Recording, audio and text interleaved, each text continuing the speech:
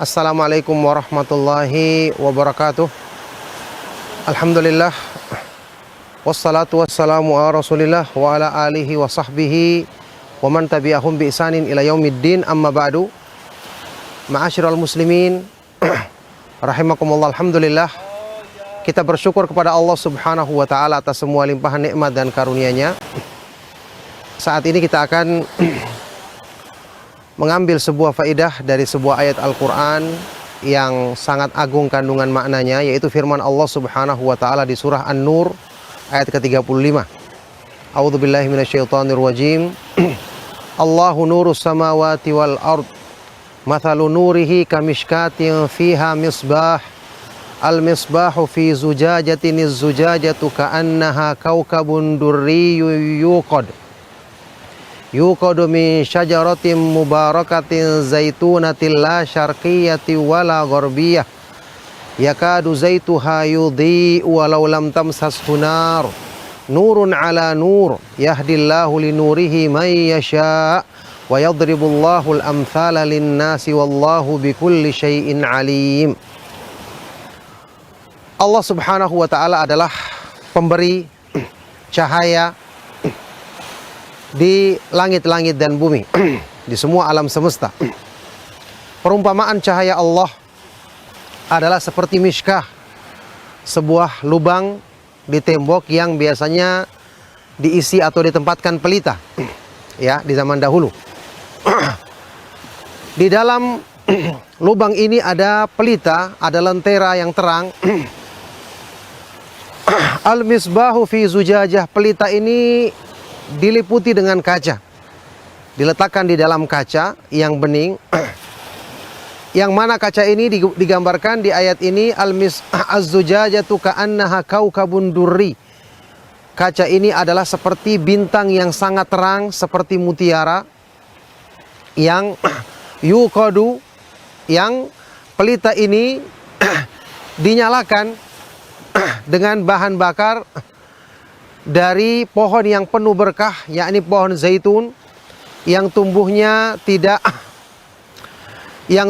tidak di barat dan tidak di timur, artinya tidak terhalangi ketika matahari terbit dan terbenam, selalu ditimpa cahaya matahari sehingga menghasilkan kualitas minyak yang paling baik. La syarqiyati wala gharbiyah yakadu zaituha yudhi'u walau lam tamsashu nar. Saking beningnya minyak zaitun ini hampir memancarkan cahaya meskipun belum disentuh oleh api, dinyalakan api padanya. Ini adalah nurun ala nur, cahaya di atas cahaya. Allah subhanahu wa ta'ala memberikan hidayah untuk mendapatkan cahaya bagi siapa yang dikehendakinya. Dan demikianlah Allah subhanahu wa ta'ala membuat perumpamaan bagi manusia, dan Allah subhanahu wa ta'ala maha mengetahui segala sesuatu. Ma'asyiral muslimin rahimakumullah, ini adalah perumpamaan cahaya Al-Quran dan cahaya iman, sebagaimana yang dijelaskan oleh Imam Ibnu Qayyim rahimahullah ta'ala. Cahaya Al-Quran dan cahaya iman. Ketika Allah subhanahu wa ta'ala membukakan hati hamba-hamba yang dipilihnya untuk menerima hidayah, Allah subhanahu wa ta'ala jadikan cahaya di hati ini yang kemudian akan semakin disempurnakan oleh hamba ini setelah dia semakin belajar Al-Quran, belajar sunnah Rasulullah SAW dengan pemahaman para sahabat radhiyallahu ta'ala anhum ajma'in.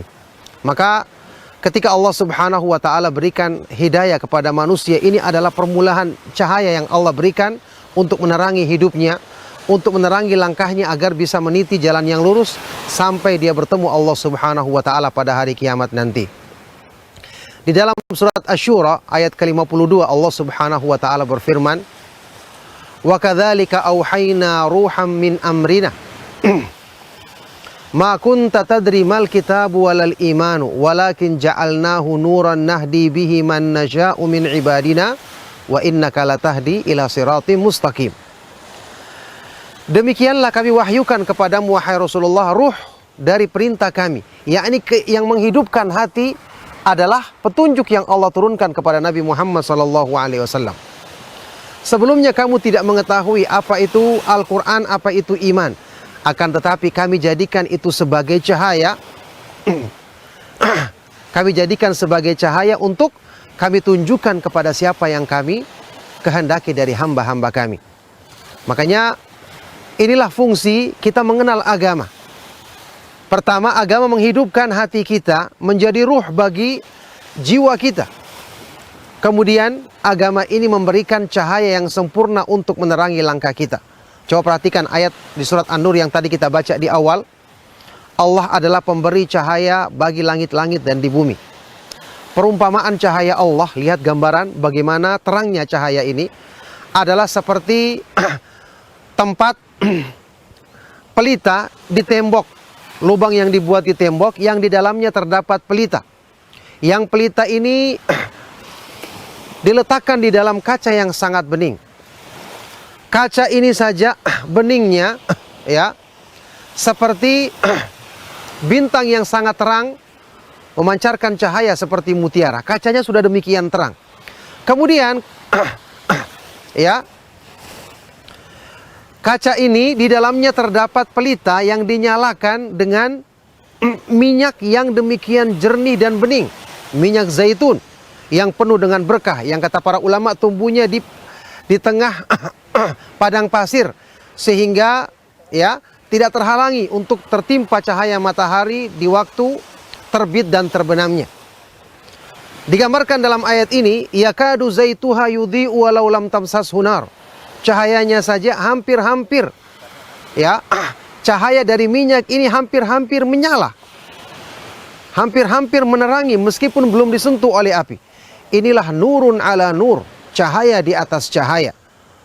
Artinya cahaya iman di atas cahaya Quran, atau cahaya Quran di atas cahaya iman. Seseorang yang mendapatkan iman, dia telah mendapatkan cahaya. Apalagi setelah dia itu belajar Al-Quran, setelah itu dia belajar sunnah Rasulullah SAW dengan pemahaman yang benar, dia menuntut ilmu, akan semakin menyempurnakan cahayanya.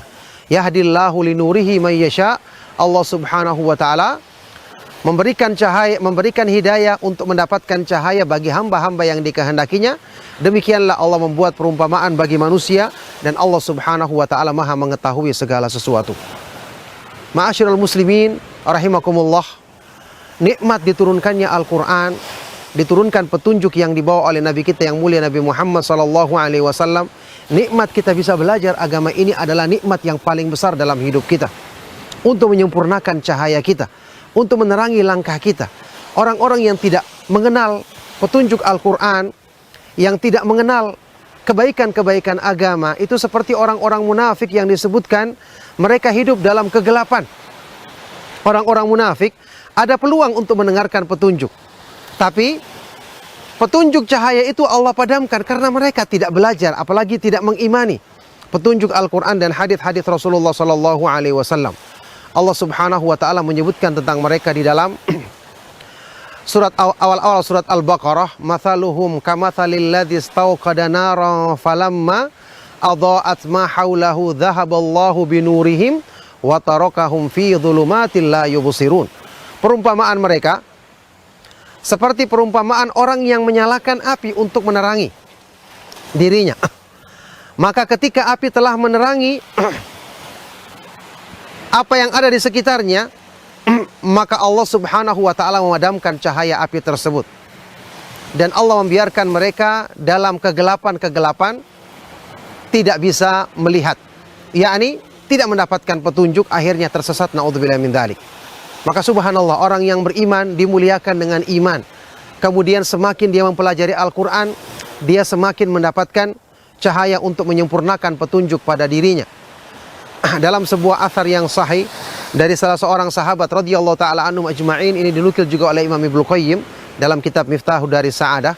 Sahabat ini mengatakan, yakadul mu'minu yantiqu bil hikmati wa illam yasma' fiha bil athar fa in sami'a bil athar kana nuran ala nur.